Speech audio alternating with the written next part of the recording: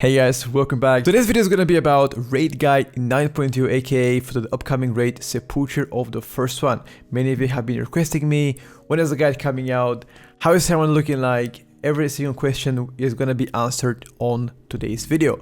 So stick until the end, watch out, and yeah, if you like it, hit the subscribe button. Let's begin. First thing we're going to talk about is race choice, followed by talents, Soulbinds. We're going to discuss different builds, legendaries, depending on the boss fights.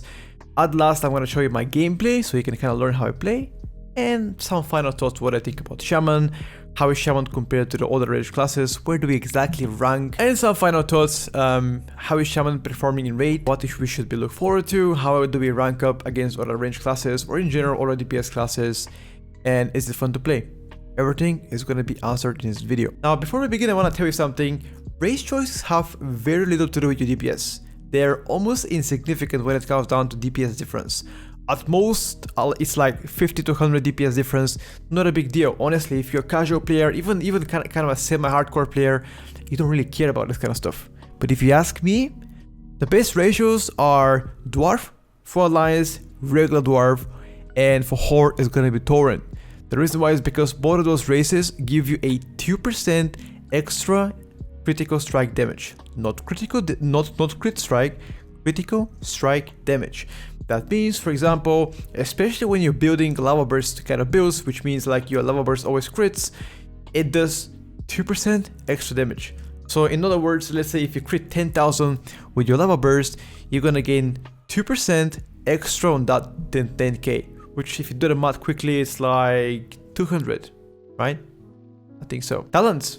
So what you should be running for raid. Now, raid talents are pretty much similar to what we did in 9.1.5 last season. In the first row, you have Echo of the Elements, kind of the must talent. Elemental Blast, again, third talent third row is kind of like you choose whatever you want to. I usually go with Spirit Wolf, the default option, but if you're feeling extra, survivability, you can definitely go for Earth Shield. For sure. On the fourth row, however, now Master of the Elements is the standard choice. However, there's gonna be some fights where Storm Elemental could be used. For example, on a heavy cleave fights, whenever you get a fight like multiple mobs. That being said, like this could be Anduin fight, maybe on Mythic. Fifth row is always Windrush unless your team does not need Windrush. In this case, Nature's Guardian is your go-to choice. Now this is where things get interesting. Last year we used to run Ice Fury. This year, however, we don't play Ice Fury at all. We're playing Primal Elementalist. Now, what does that mean? First of all, it simplifies your rotation by a lot. Ice Fury is by far one of the hardest rotations to have in general, compared to all classes. That's why playing Primal Elementalist will make his rotations way simpler. Also, the reason why we're doing that is because the 2-piece bonus and the 4-piece bonus from our tier set works very well with your Elemental, because you're gonna have permanent Elemental, meaning that the better your Elemental is, therefore, Primal Elementalist, the more damage you're gonna do passively without you doing anything. That's why you're playing Primal. At last, you're playing Stormkeeper all the time. Now, there's some funky builds with Ascendants here and there, but honestly, I wouldn't really dive into that. In my opinion, I don't think they're as good, and you should never play Ascendants in raiding, and only Stormkeeper. Alright, Soulbinds. So, what you should be running as Soulbind? First of all, the biggest question, should I go Necro, Night Fae, Kyrian, or Ventir? My go-to choice is always Night Fae. Now, again, you could decide to go Necro if you want to, and I think Necro can be really good on some bosses.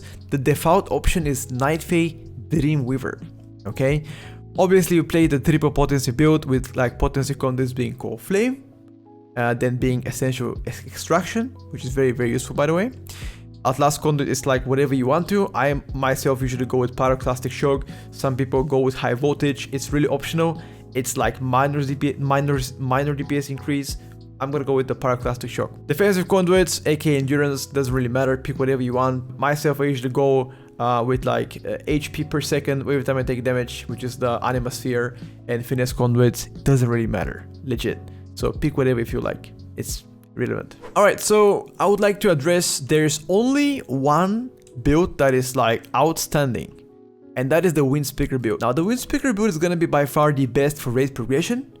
And it's going to be used for majority of the bosses unless a boss is like heavy AoE fights. Now again, keep in mind we haven't tested the last 3 bosses neither on Heroic nor on Mythic. They're keeping it as a surprise this tier, so I don't really know exactly how the last 3 bosses will look like, but I can tell you right now, the majority of the bosses in the upcoming raid are looking heavy single target, and there are a few of them that are like heavy AoE, which again, in this kind of cases, you want to be running Storm Elite build with like Eagles Legendary, but majority of the time, Windspeaker is your go-to build. Definitely by far our strongest single target choice. Definitely. However, if you don't like to play Windspeaker, there's other viable builds, as I already said. Eagles is slightly behind Windspeaker in terms of roll damage. Although, to be honest with you, Windspeaker is gonna make your Parlamento a lot longer, because the more lava bursts or lava surges you get, the higher the extended duration of your elemental will be. So in my case, I'm gonna be running Windspeaker, I would say 99% of the times, if not even 100. That is the go-to choice. Obviously, always on the back. Make sure you craft it on your back. Haste Burst is a go-to stats. Again, Mastery is also okay. I myself go with always Haste Burst. Now, speaking about stats, again, that is very, very hard to answer because it really depends like on your luck the first couple weeks. But in general, you always want to prioritize Haste and Versatility for raiding. Haste Burst followed by Mastery and a little bit of crit. I myself usually never run more than like 20-ish crit. Like 20 crit is like my top. My haste is always around 30%-ish. Not more, not less, around 30-ish. Maybe like, okay, maybe like 25-30, put it this way. Verse-wise, the more the better, obviously. 15 and above is perfectly fine. Mastery, anything around 30% is also fine. I know that you guys want me to tell you exactly pinpoint stats you want to be taking. There's no perfect stats. Everybody is different. It depends on your sockets, depends on your current gear, depends on a lot of stuff. So generally try to get haste and verse. Have some mastery, don't have any crit, don't stress about your stats, okay? As soon as you hit at least 25 haste, at least 15 verse, and at least like 25-ish mastery, you're fine. The more the better, but make sure you hit those values first before you get anything else.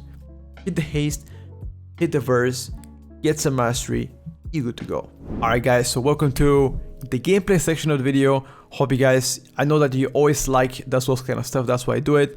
Again, my stats are suboptimal, but that's because I have pretty much whatever I saw on the vendor on PTR, I just took it. But yeah, let me show you exactly how to open, how to play, and then tell me what you think about it, okay? I want you to watch right now.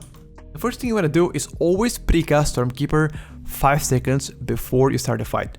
Maybe even like 7 seconds, that's fine. Usually I do it with 5 seconds. After that, you pretty much always want to open with 2 main things. Elemental Blast into Flame Shock. And then you summon your Elemental. All potions, cooldowns, trinkets, whatever you have available. You want to pop your Night Fae, obviously ability, which is a Fate Transfusion. Again, as soon as you pop it, you're going to get the Dreamweaver Haste, which is a Field of Blossoms. Amazing shit. And then you're going to proceed your rotation. Now watch me do it. Okay. Alright. Let's begin. Let's see what's up. Ooh, I'm gonna miss actually my Stormkeeper because I casted it way too early. I missed it, okay. Pretty much right now, you wanna make sure that you buff as many abilities as possible with your Master of the Elements. Now, not everything, but as many as possible.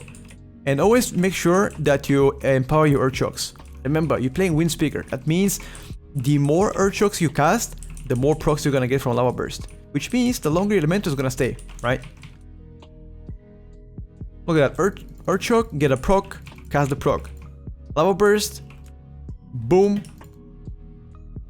Again, you don't wanna, okay, so if you see, for example, you have a proc here and you have 60 Maelstrom, usually, I've told you before, never cast twice Lava Burst in a row. In this case, you wanna consume all of your procs before you cast Earth Shock. And that is pretty much the rotation. It just goes on and on and again. Your Elemental is gonna stay forever, legit forever. There's no way to drop it. Again, I'm gonna show you some gameplay I'm gonna show you some raid footage if you guys wanna see raid footage. I can also gonna stream my raiding so you guys can check it out live. But pretty much that's how it goes, and it goes on forever. The main thing you wanna do is always try to empower as many spells as possible. Never ever cast Earth Shock if you have a Lava Burst proc, which is Lava Surge. At last, make sure that you utilize your Fate Transfusion, and also Fate Transfusion is also affected by Master of the Elements. Make sure you buff that before you cast it. 5 seconds before the pull, Stormkeeper, all cooldowns afterwards, including rations and potions, and blast. That's it. TLDR, okay? If you want more in-depth guides and stuff, you guys should check out my Twitch and Patreon. Patreon is where the magic happens. Check it out, you won't regret it. So at last, what do I think about actually Shaman? How is Elemental looking like for raiding, and how is it compared to other range classes? In my opinion, I think we're gonna be great. I've been testing all of the boss fights on Heroic and most of the Mythic, and I can tell you, we're looking very good. Now, we're not looking the best, but not looking the worst. Definitely mid-tier, maybe a little bit above mid-tier. So the gameplay feels pretty smooth, and also I like the style, I like the fights. Definitely big thumbs up. I like where Shaman is going so far, and you should give it a try yourself. But yeah, let me know what you guys think about it. Anyway, that is for today's video. I hope you guys enjoyed it. If you did enjoy the video, make sure to smash the like button. It means a lot, help us grow. If you like my content, you guys can follow us on Twitch. We stream mostly daily, and it's mostly Mythic Plus, raiding, and so many cool stuff. Check it out, you won't regret it. Until next time, bye for now.